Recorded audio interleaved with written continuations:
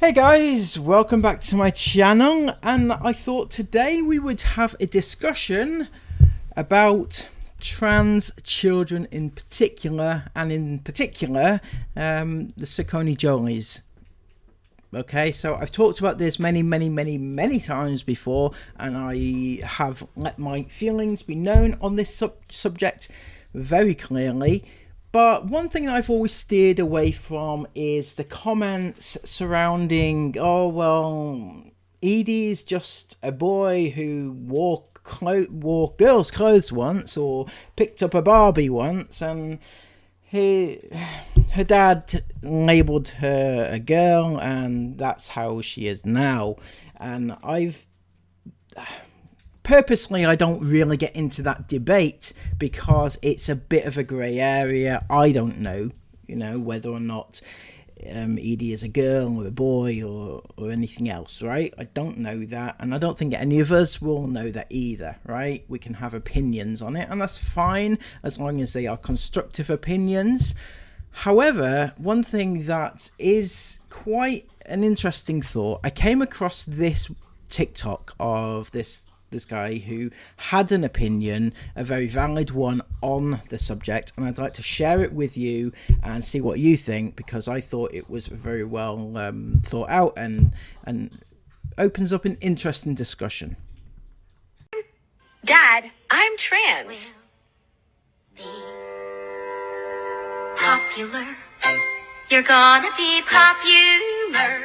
Can I just share something here about my own personal life and why this video really just strikes a chord with me? I'm gonna share it. This is not meant to bully anyone, you guys. I just feel the need to say this. When I was a child, I liked so many feminine things. I played with Barbies.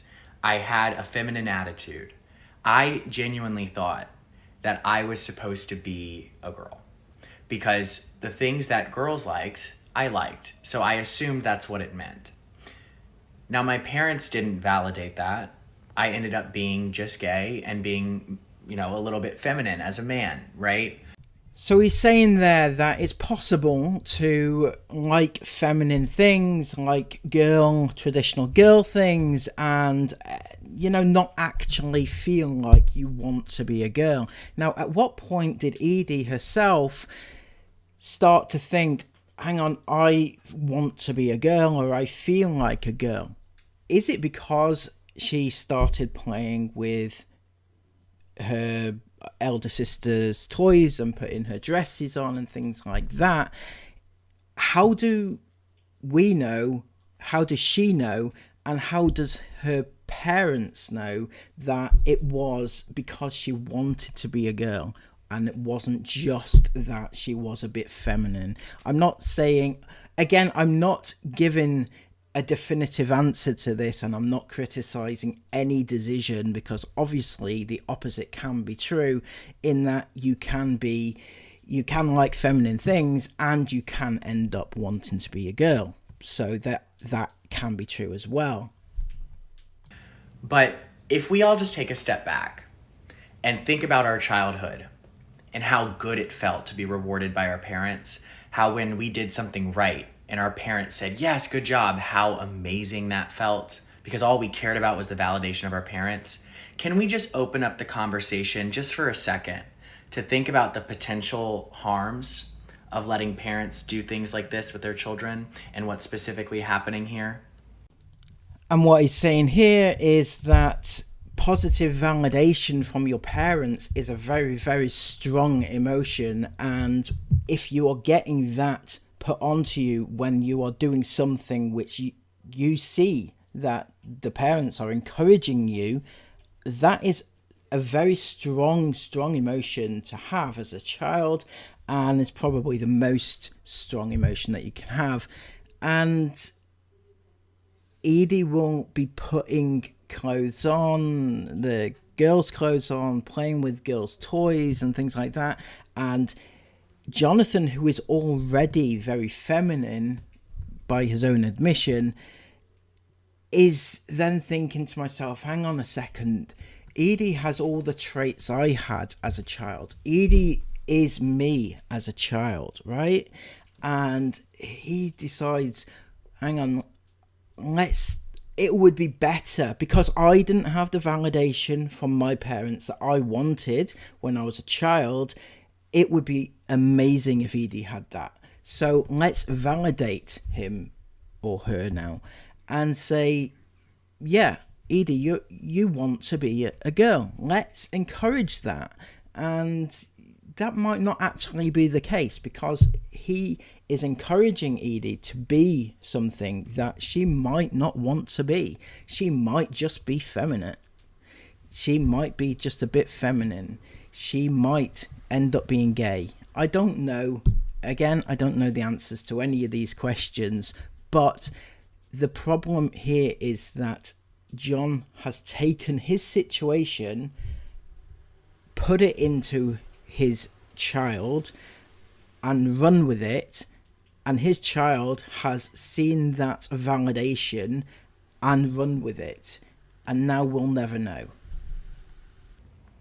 The lighting up of the face of this child reminds me of my childhood when I would get rewarded by my parents. Do we see how easily predatory this can be? Please, can we just open up that conversation? Because if it was me and my parents did this and I was in the situation that I was in, I would not be the man I am today. I wouldn't. I understand that dysphoria is a debilitating situation to live with. I truly do. And because of that, I also understand that positively reinforcing that in your young child who may not be actually experiencing it, who is likely not, is not a good idea. Again, a very excellent point. Dysphoria in a child is really debilitating, and if you are making your child have that when they haven't got it, that's even worse. Positive reinforcement is the most powerful way to shape and mold a child's mind. If we have parents who are told to blatantly affirm everything a child says, it is not setting them up for a life that is going to be easy. Dysphoria is not easy, okay? And it's not something that should be glorified in children. Please don't take this video the wrong way, but this conversation needs to be opened up amongst everybody, whether you're Republican, Democrat, gay, or straight. See, I realise that this video may open myself up to a lot of hate, because there's a lot of people, especially from that side of the tracks, who don't want to negatively affect anybody that's going through this, anybody that's going through any changes, anybody that is transitioning. People don't want to negatively affect them, and they don't want people hating on them, right? So I get all that, and I'm not hating on Edie. I'm not hating on any trans child. I'm not hating on any trans person at all, and I never would.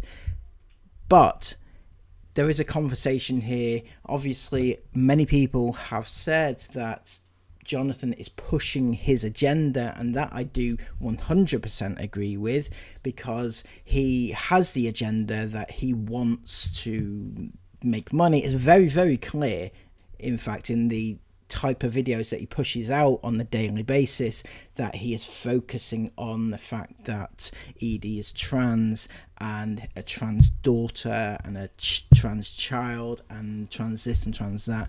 It's very, very clear. So you know what Jonathan's intentions are and his agenda is, but is it the best thing for his child? Absolutely not. There's no doubt about that.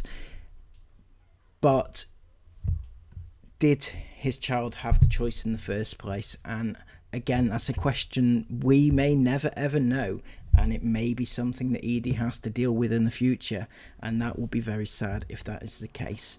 So until next time, please give this video a massive thumbs up, comment all your thoughts about this down below, and subscribe to the channel if you are new. Until next time, take care of yourselves, and bye bye.